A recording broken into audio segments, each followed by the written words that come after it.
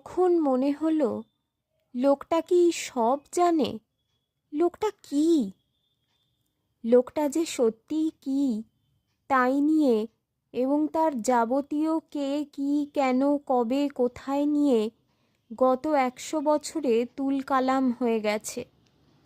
এখন ভাবতে মজা লাগছে যে আমি যখন এসব কথা কেউ লেখে কখনো এরকম ভাবছিলাম, তখন এক লাইনও খবর রাখতাম না সাহিত্য কত গুরুগম্ভীর জিনিস এবং শ্লীল অশ্লীল নিয়ে কি মাথা ফাটাফাটি কাণ্ড হয়।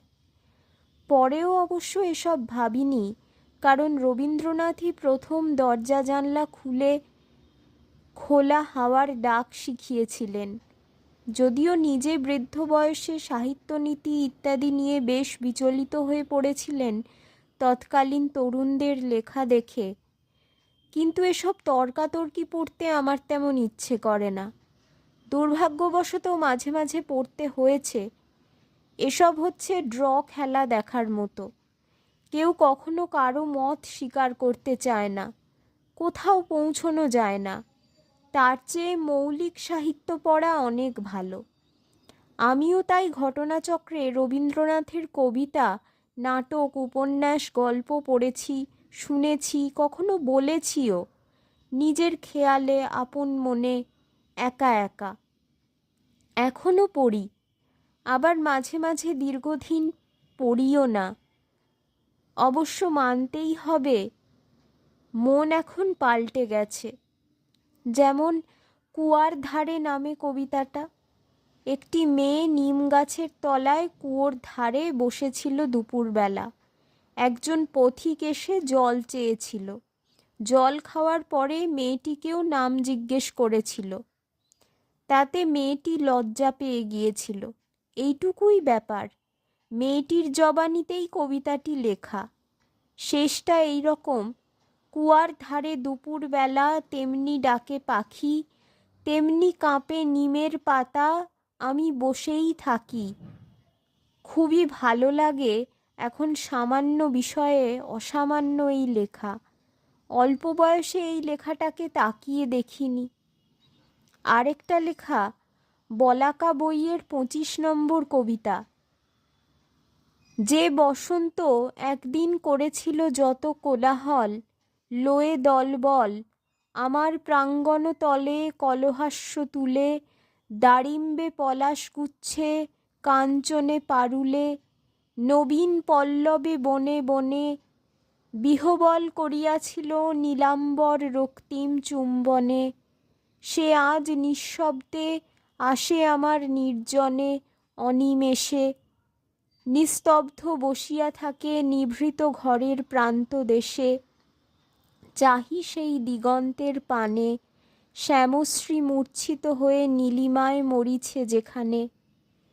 এ লেখাটাও প্রথমে চোখে পড়েনি। আর এক অসামান্য লেখা। আমার ধারণা এটাও প্রেমের কবিতা। বলাকা লেখার সময় তো 50 পেরিয়ে গেছেন। শেষ লাইনের আগে কবিতাটা দম নিল এক মুহূর্ত, তারপরই সীমানাহারা সৌন্দর্যের দিকে উড়ে গেল। এই রকম উচ্চতার কোনো কবিতার শব্দ ব্যবহার বিষয়ে কোনো কথা না বলা উচিত, তাতে অন্যায় হয়। তবু কথা না বলে পারছি না। শ্যামশ্রী আর নীলিমা এবং মূর্ছিত আর মরিছে, এই 4টি শব্দ ঝুঁকি ছিল, কিন্তু কি জায়গায় চলে গেছে। এখানেই বোঝা যায় পাগল করা লোক। অবশ্য অনেক জায়গায় খটকাও লাগে, যেমন পূরবী বইয়ের আহ্বান কবিতাটা। যে আমারে ডাক দেবে এ জীবনে তারে বারংবার ফিরেছি ডাকিয়া। এ লাইন রবীন্দ্রনাথই লিখতে পারেন। একটা কথায় কত ইতিহাস যে বলা হয়ে গেল, তার নিজের, পৃথিবীর সমস্ত প্রেমিকের, সমস্ত যুগের প্রেমিকের কথা এখনো সমান সত্য। বীরের দক্ষিণ হস্ত মুক্তি মন্ত্রে বজ্র করে বশ, অসত্যেরে হানে, কি দরকার ছিল এই রকম একটি প্রেমের কবিতায় বীর অসত্য এসব ডেকে আনবার? যদিও এই কবিতার মূল আবেগ তাকে ঠিকই ধরে রেখেছিল, তাই কয়েক স্তবক পরেই তাকে লিখতে হলো, বর্ষণ কাঙাল মোর মেঘের অন্তরে বহ্নি জালো। লিখতে হলো, বন্যা বেগে মুক্ত করো রিক্ত করি করো পরিত্রাণ। এবং লিখতে হলো, সব লও লুটে। এসব কথা, এসব খুঁত ধরা কথাবার্তা বলতে কিন্তু হাসিই পাচ্ছে আমার। কার খুঁত ধরছি? যে এই ভাষাটা বানিয়ে দিয়েছে, যে না থাকলে কবিতা কি জিনিস বুঝতামই না কখনো, তার বিষয়ে এটা মন্দ সেটা খারাপ আমার ন্যায় বালকের উচিত কাজই বটে। তুচ্ছ একটা উদাহরণ দিই। এক কবি বন্ধু বলছে একদিন, যাই বলো গুরু গুরু মেঘ গুমরি গুমরি গরজে গগনে গগনে, এ কিন্তু অত্যন্ত খারাপ। কি আছে লাইনটাতে কেবল অনুপ্রাস ছাড়া? সে বলে চলেছে, আর সকলেই তো জানে এখন যে অনুপ্রাস একটা তৃতীয় শ্রেণীর অলংকার। এ জিনিস কবিতার কোনো উপকারই করে না। যেমন মিল। ইতিমধ্যে তার ট্রেন এসে গেল। আমিও বাড়ি ফিরতে ফিরতে সিদ্ধান্ত করলাম যে বন্ধুটি ঠিকই বলেছে, ওতে নেই কিছু। একটাই শুধু খটকা থেকে গেল, তাহলে লাইনটা মনে রইল কেন আমার বন্ধুর? যাকগে, যথারীতি ভুলে গেলাম ব্যাপারটা।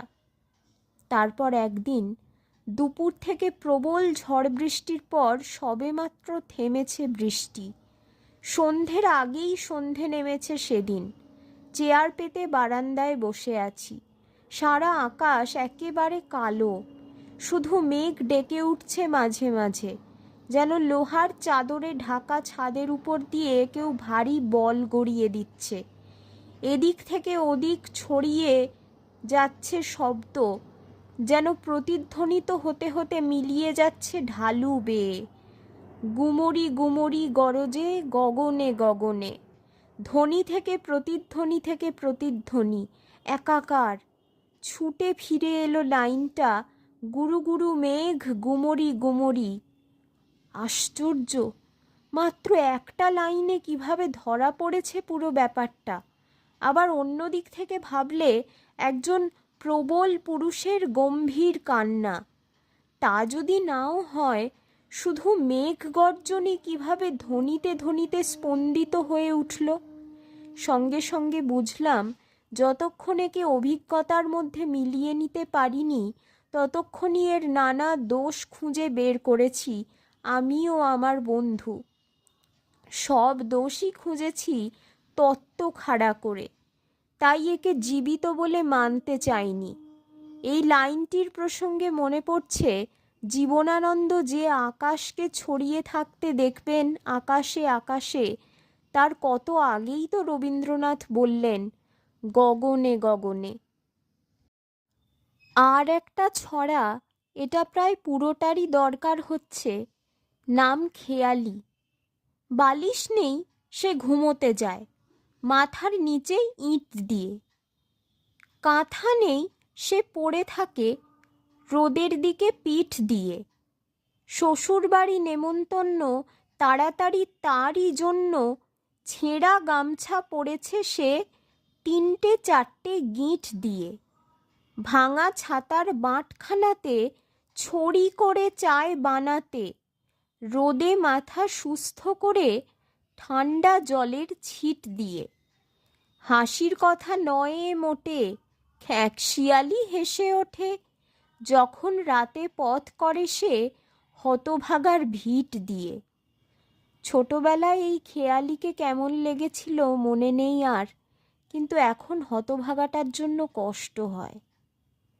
এই খেয়ালিকে নিয়ে কষ্ট অবশ্য কিছুই কষ্ট নয়, এর থেকে অনেক বেশি কষ্ট ছোটবেলা থেকেই দিয়েছেন রবীন্দ্রনাথ। রবীন্দ্রনাথের কাছে যেতে হলে কষ্টের ভেতর দিয়ে যাওয়া ছাড়া পথ নেই। যখন বাবার মুখে ছেলেটা শুনেছিলাম, তখনই এর শুরু।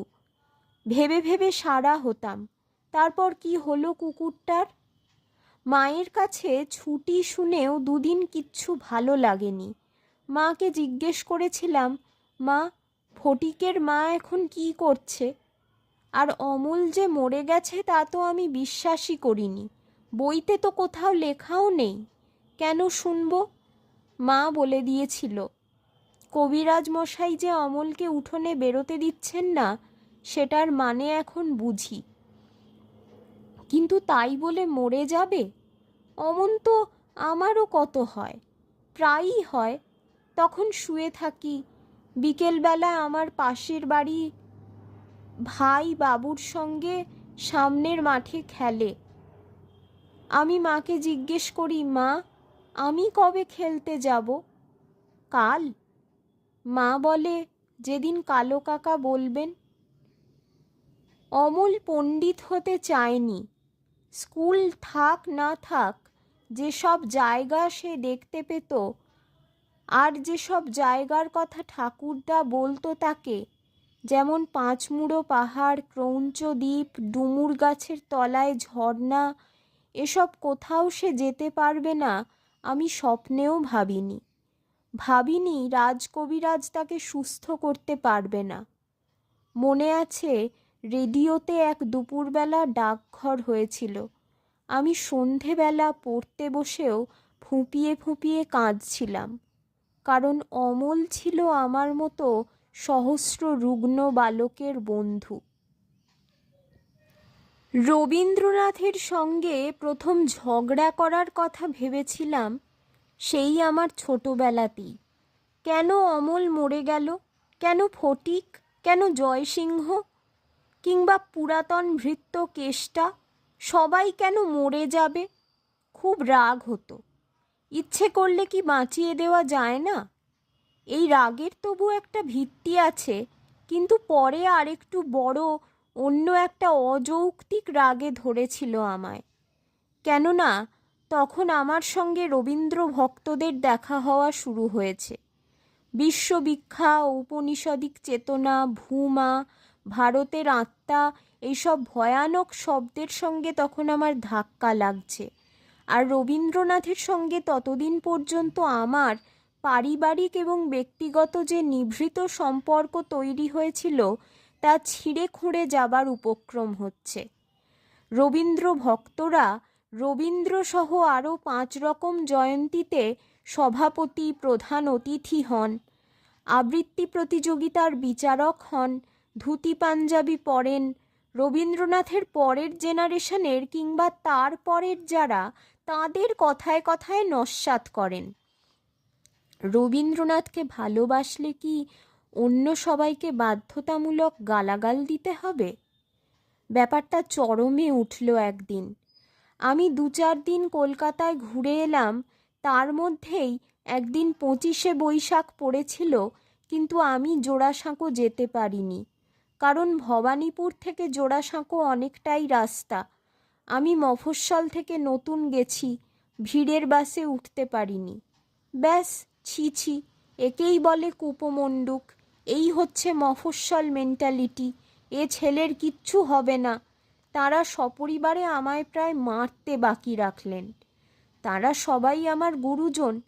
গুরুজনদের ওপর ঘেন্না ধরে গেল। দুর্ভাগ্যবশত ওই সময় যাদের সঙ্গে আমার সাক্ষাৎ হয়েছিল, পরে বুঝেছিলাম তারা কেউই রবীন্দ্রনাথকে ভালোবাসতে পারেননি।